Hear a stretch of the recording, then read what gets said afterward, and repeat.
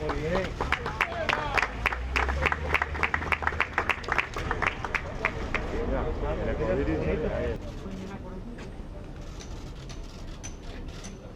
Voy a hacer la foto. Y clausuramos el acto agradeciendo su presencia en el mismo.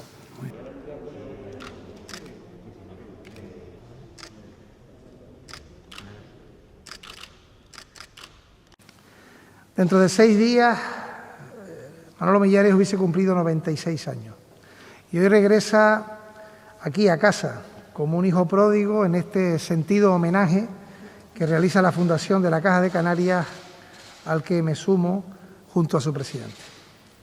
Este es un merecido y un necesario reconocimiento a la figura de Manolo Millares y de Elvireta Escobio, que coincide además con el 40º aniversario de la desaparición del artista. Elvireta dignifica hoy este acto con su presencia y a través de su figura queremos honrar también a esa pléyade de pintoras canarias que deben obtener el reconocimiento que la calidad y originalidad de su obra demanda. Un artista por derecho propio y de amplia trayectoria en la pintura y la poesía, que formó parte de la vanguardia artística gran canaria en el grupo de los arqueros del arte contemporáneo, el grupo LADAC, impulsado por Manolo Millares, donde figuraban otros nombres como Juan Ismael o Felo Monzón. Elvireta fue también soporte indispensable sin el que Manolo Millares no hubiera podido desarrollar plenamente una intensa labor que le ha consagrado, como ya decía el presidente de la Fundación, como una figura universal de la pintura del siglo XX, a pesar, lo decía su hija, de su temprana desaparición. Hoy en este encuentro celebramos la herencia que nos dejó Manolo Millares, su legado, su ejemplo y los valores de un hombre reconocido como una de las primeras figuras del arte español. Nació en una familia de la que han salido músicos, poetas, novelistas, historiadores y que ha mantenido la llama del conocimiento durante generaciones. Ese fue el sustrato esencial en el que pudo florecer un artista único, nutrido continuamente por relevantes amistades, desde Felo Monzón o Manolo Padorno y luego sus compañeros de grupo El Paso, hasta todos aquellos con los que trabó contacto tras su marcha de Canarias. Su vida y su obra son un canto al ser humano, a la libertad, como bien fundamental, al derecho a discrepar sin ser anatemizado, una celebración de lo diverso y diferente, el derecho a la búsqueda interior de cada individuo y al de su propio devenir. Por eso Manolo Millares es siempre referente necesario al que volver, pues siempre nos reconduce el origen a través de una sensación que se interioriza en un viaje cada vez más necesario en una sociedad hoy cada vez más virtual, vivida más en el escaparate del aparentar que en el sentido del ser. Era enemigo de dogmas, de sinrazones, de opresiones del alma humana. Él nos sirve de ejemplo, Millares, por su rigor y honestidad, integridad que le valió la incomprensión, el desdén y hasta el olvido por quienes no gustan de la libertad de pensamiento o de opinión. Manolo Millares se entregó a una búsqueda perpetua de una manera absoluta y incondicional, con su honestidad irredenta, conducida por la reflexión y también por la insatisfacción íntima con las que cuestionaba todo lo que consideraba necesario cuestionar, algo de lo que se adolece en exceso en estos tiempos presentes. En una sociedad en la que toda búsqueda es externa y por tanto fatua, la figura de Manolo Millares se agiganta. Él se nos muestra como un faro que sostuvo sus convicciones contra viento y marea, defendiendo la necesidad de la libertad más íntima, por la cual tuvo que pagar el precio de no ser profeta en su tierra.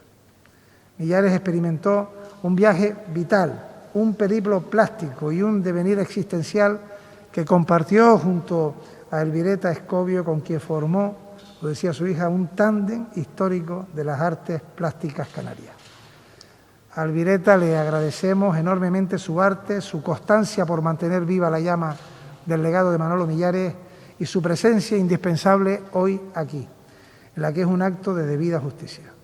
Me parece un gran acierto que la Sala de Arte del Centro de Iniciativas de la Caja de Canarias lleve el nombre de Manolo Millares y recibo también el mensaje de un museo específico.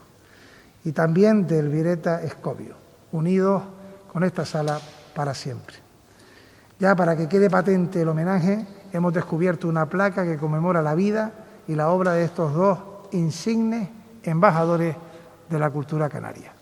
Gracias a ambos. Este año es muy importante, es el año 2022, 50 aniversario del fallecimiento de mi padre.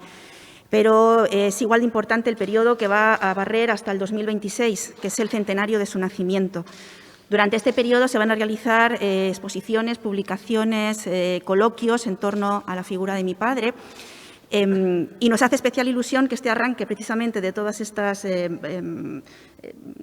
actividades que se van a realizar sea precisamente en su ciudad natal, en Las Palmas, la ciudad natal de ambos, y además en un sitio como el FICA. O sea que estamos muy honrados de que este sea el comienzo. Yo, que ya tengo mis 50 años, casi 51, atestiguo un poquito esos años de ausencia ya de mi padre, que murió muy joven. Pero soy testigo también de la enorme vigencia de su obra, de la enorme fuerza que sigue teniendo y de esa terrible belleza que se ha ido incrementando con el paso del tiempo.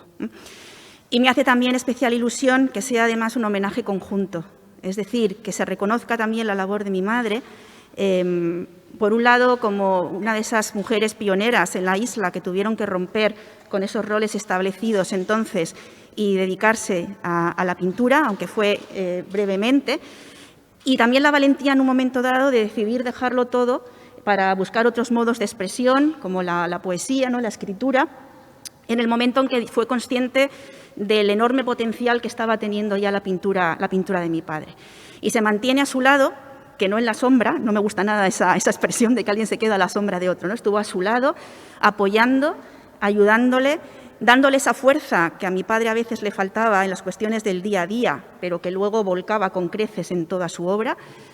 Y bueno, para terminar únicamente decir que lo de ayudarle, que no se lo tomen en forma literal. Precisamente recordaba ahora entre risas, ¿no?, una anécdota que tuvo con un periodista, bastante machista, por cierto, que le preguntó una vez si era ella quien le cosía los cuadros, las arpilleras a mi padre, y ella le contestó que ella no participaba, ¿no?, en ninguna de los cuadros de mi padre, que si en algo había colaborado es que fue ella quien le enseñó a coser, y que ella se los cosía él solo luego.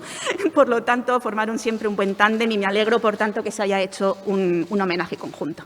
Muchísimas gracias a todos.